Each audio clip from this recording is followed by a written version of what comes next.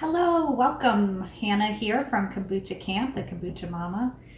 We are going to be making a delicious recipe today, except instead of kombucha, we're going to be working with one of our other bacteria buddies, milk kefir.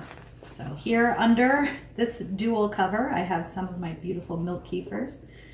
They are fermenting up. You can see one side's a little more fermented than the other.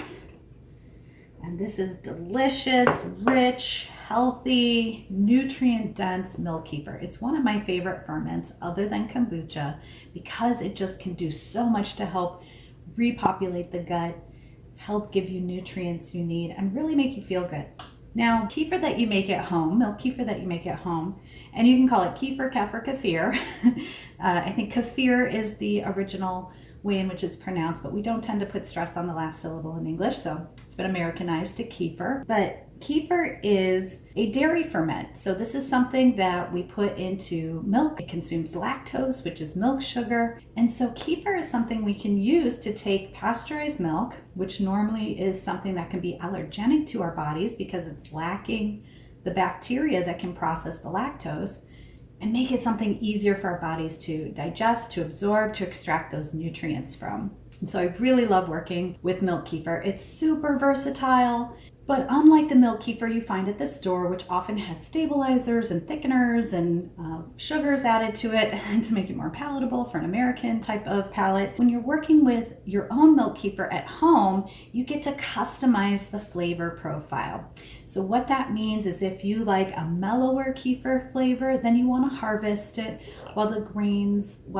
before it gets to the separating into the curds and whey stage, which we can see a little bit of that here happening in this jar and not so much happening here. So once it starts to separate literally into the curds and whey, just like Little Miss Muffet, you'll see the whey is this clear liquid that forms on top. Now, if it gets to that stage, what a lot of people do is just stir the whey back in. And that's a great way to replenish it with the bacteria that we need. But some people find that when it gets to that stage, it can be a little too intense. And honestly, the more you drink it, the more you're gonna like those more intense flavors, just because bitter and sour are the flavors of health and digestion. Again, we're not talking about eating them at, every single moment of the day, but they are important to include every day, just a little bit. So milk kefir is really fun. It's super easy. It's one of those ferments that is ready in about 24 to 48 hours.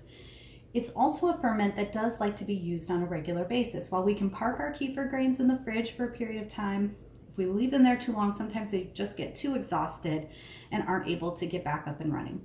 That said, they're also very hardy. So if you have some grains lurking in the back of your fridge, you never know. I would say refresh them every 24 hours, even if you don't see a lot of fermentation, provided, of course, you don't see any mold. And you'd be surprised. You can probably get them up and running. It just might take a few rounds of nutrients in order for them to start fermenting again. But these are really tough critters, so they're great to work with. Now, this time of year, I'm wearing green. Everyone is Irish on St. Patrick's Day, and I am actually a little bit Irish by heritage.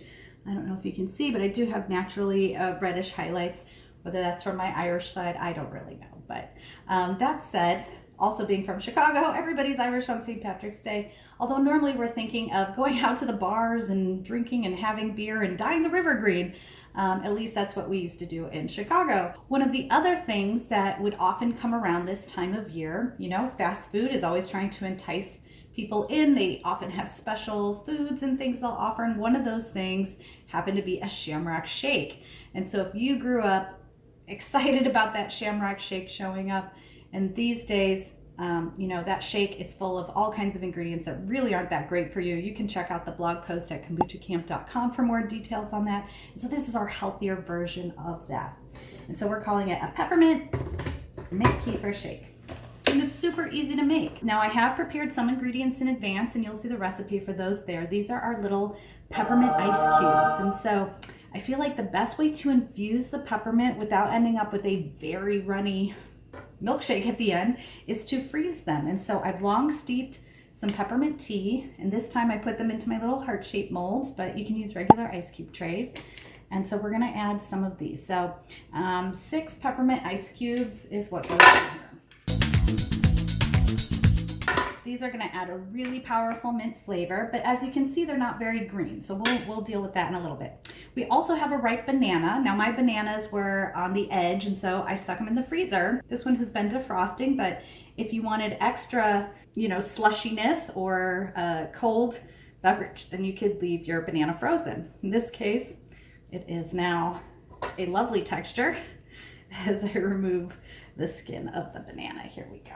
So we've got banana. It's going to add a little sweetness. It's going to add a little body because it has a really great texture. And of course it has potassium and other nutrients that are really healthy for us. So we've got our banana, we have our ice cubes, and now we're going to use 12 ounces of milk kefir. So being a bacteria farmer has its benefits. It means I have luscious milk kefir whenever I want it. In this case, 12 ounces, 1.5 cups. I'm going to look at the measurements on the side here, and I see where my 12 mark is. So I'm just going to start pouring in all this beautiful, thick, delicious milk kefir. There we go. Let me just shake that around. That's looking pretty good. Next, we are going to use our green power blend. So green power blend is something that we can use in kombucha and kefir and milk kefir. This is a blend of spirulina, wheatgrass, any of those really great green things. And so when we put it into kombucha, it gives us a very alkaline flavor. When we put it in here, it's just going to give us a burst of color. It's going to give us a great energy and extra nutrients. And so let's see, we need 1 teaspoon of this. Our little teaspoon here.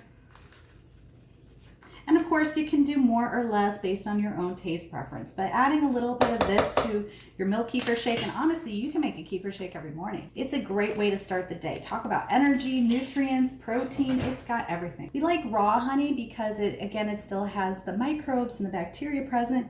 It's also going to add a little sweetness. So this is optional. You could use raw honey, you could use a sugar, you could use agave, or you could, maybe the banana is sweet enough for you. So this is really to taste based on your personal preference. All right, now that we've got everything in the blender, I'm just gonna go ahead and give it a mix. And here we go.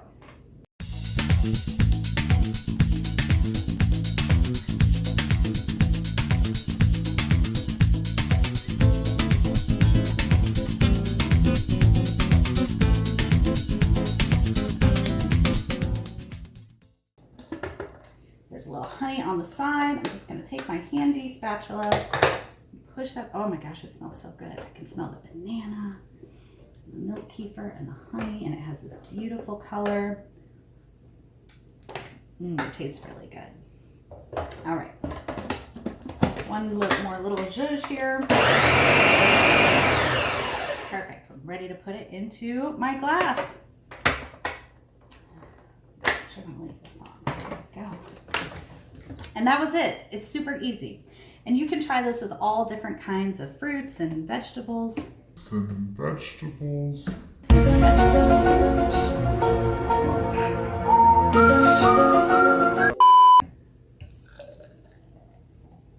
vegetables are good. All right. Here we go. So this is the natural color. Now we can get a little more creative and put in. So this is Color Garden. These are pure and natural. So this is a really high quality brand that is using things found in nature in order to add a little extra color. We're going to just add a couple drops of each into here to give it a little extra green color. So this is just for fun. We don't have to do this. We're just being playful today.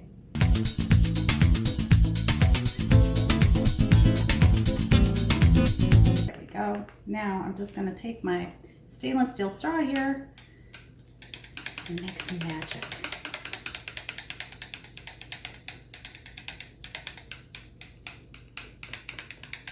So you might need to experiment, try differing amounts. Looks like maybe I need a little more of this. But this is fun, right? This is the fun part of playing with our food, making something healthy and delicious. And again, this part is just optional. Like let's say you want to surprise the kids or get other family members really excited about it. And maybe the idea of drinking green power blend in the morning doesn't seem so exciting, but you tell them it's a shamrock peppermint kefir milkshake. then they might be more excited. So let's see, I've got some little decoration here. And now, of course, our fresh sprigs of mint. Voila. Look at this beautiful masterpiece. And now to taste it. Bursting with flavor. So delicious, really creamy. Oh my gosh, there's the tang of the milk kefir. There's the sweetness of the banana. I can taste a little bit of the honey. I don't really even get the flavor of the green stuff so much, but I know I'm getting all of the great elements from it. So this is just really tasty. So highly recommend making this, not just at St. Patrick's Day, but any time of the year. How do you like your milk kefir? Do you have a favorite way you enjoy it? Share with the comments. Like us, follow us, give us your feedback. We'd love to hear from you. What are you doing? How are you playing with your food today? And above all else, don't forget to trust your